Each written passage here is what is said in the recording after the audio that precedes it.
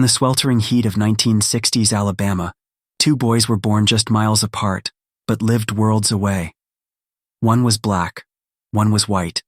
Their names were Elijah and Thomas, and in a town split straight down the color line, they were never supposed to meet, let alone become best friends. It started in secret, at the edge of the woods that bordered both their neighborhoods. Elijah would sneak out with a slingshot. Thomas brought comic books. No one told them to be afraid of each other. They just knew they had to hide. One summer afternoon they were spotted. A white neighbor saw them by the creek and told Thomas's father. That night, Thomas came home with a split lip. Elijah didn't show up for 3 days.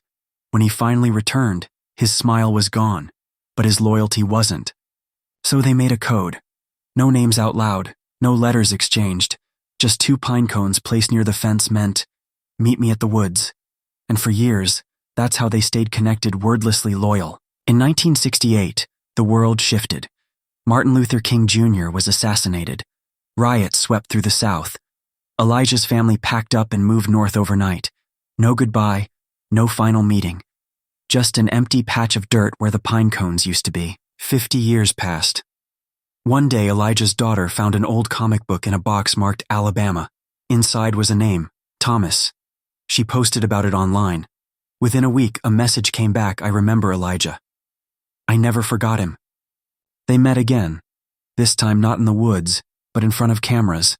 A documentary crew filmed their reunion.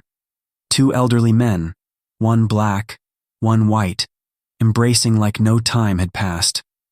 The world watched, and for the first time, their secret was no longer shameful. It was powerful.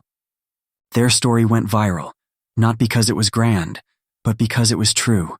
Because in a time of walls, 2 boys built a bridge, and in the silence of the South, they whispered hope to one another. Now, that whisper echoes for all to hear.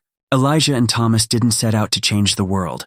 They just chose to see each other, not the color of skin, but the soul inside. And maybe that's where all change truly begins. With a friend, and the courage to keep loving, no matter what the world says.